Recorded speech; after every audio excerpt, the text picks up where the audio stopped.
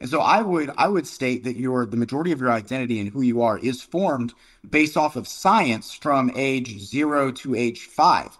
That's why, Hmm. you know, if you look at a true narcissist, which is a big hot word right now, a true Yeah. narcissist is someone who can literally have no empathy for anybody else. If you look at the United States, there was a beautiful Hmm. book called The Narcissistic Epidemic that was written, and it really goes to modern society with social media, the internet, and everything else. All of us are mildly narcissist. I don't care how you look at it. I don't care if you're a woman, man, whatever. Everybody's mildly narcissist because everybody has a little tinge of wanting acceptance and wanting to put forward this best image. A true Hmm. narcissist has no empathy. Most true narcissists had some kind of childhood traumatic experience during their developmental process from a very young age to where they literally, like, think about it, from age 1 to 3, like, Hmm.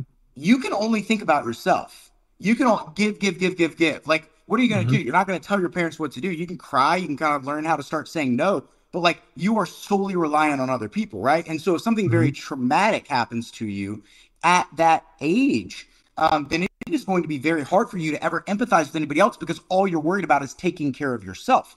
And so I think that there's these levels of Hmm. transcendence to where if you are nurtured correctly, if you do go through the developmental process that allows you to start forming an identity, and it doesn't just, your identity is not just you, it's not just self-preservation and you can evolve. I think there's different levels of transcendence to where you can kind of start developing a more like wholeness or world perspective to where you can make a larger impact. But I think so many Sure. people during those primitive years do not actually have the opportunity to form that identity because they end up getting trapped in some kind of, you know, whether it be traumatic experience or something else. And I think today in our world that introduced more and more to these micro traumas, which is why people have a hard time actually forming identity as they age. Sure. Yeah. What you're talking about there about that transcendence of becoming more in service to humanity and to community and things like that. So Maslow's hierarchy of needs conceptualize that really well, right? So Right. the top is self-actualization. And I guess if you have some sort of traumatic experience or some like complex PTSD of your childhood, and you feel unsafe, basically, you feel like your needs aren't being met, and you feel like the world is an unsafe place, and you're constantly in danger. So you're constantly looking out for yourself. So how can I really help anyone else out when I need to look after myself because this is a dangerous place because I've been hurt before and I need to be like extra vigilant and careful. Otherwise, I might just get hurt again.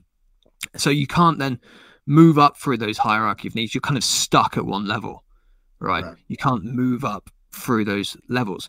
Uh, as an aside on those levels, they stack on top of one another as well. If you think about self-actualization, it's not just something that you can skip past all the other levels. They kind of rely on one another.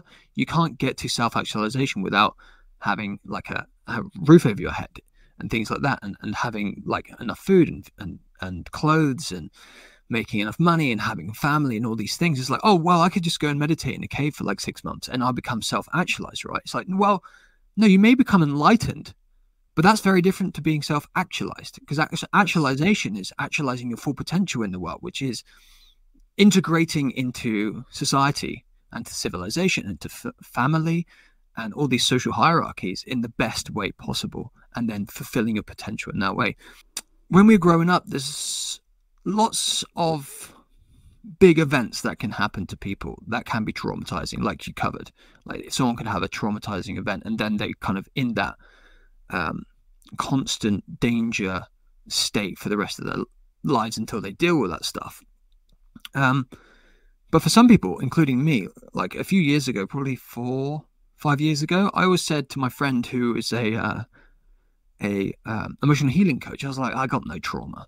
I had a great childhood. There's no trauma for me. I'm fine, you know. But when I started to dig deeper and look into unpack my backpack deeper and deeper and kind of go into those little pockets into the unconscious mind and stuff as well and do the shadow work, I realized that for me, it wasn't traumatic events, but it was like more longer period over time. So it's things like emotional neglect, complex PTSD, potentially just not getting your needs met as a child, and that can really affect you. And I think a lot of people in adulthood, especially, can fall into that the same as me, where they say, my childhood was fine. Nothing happened. I wasn't ever abused. Nothing bad happened to me.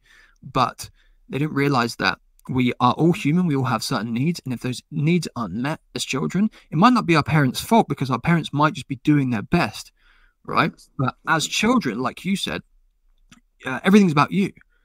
You're like a pure narcissist. So even if your parents can't give you the attention you need, and it's not because of you, they've just got loads of shit going on, like bad things happen. Maybe there's a war, like imagine in like the Middle East or in Ukraine, and all these children are growing up thinking, my parents don't love me, because they're not giving them the attention that they need as a physiological being, or a mammal anyway. And that can get buried deep down in that backpack, and you carry it for the rest of your life, and you think, like, you're not worthy of love. You don't feel like you're someone who is valuable. You feel like you're not enough, and that can it can really affect you. And then you end up seeking validation, right, for like so many years as an adult.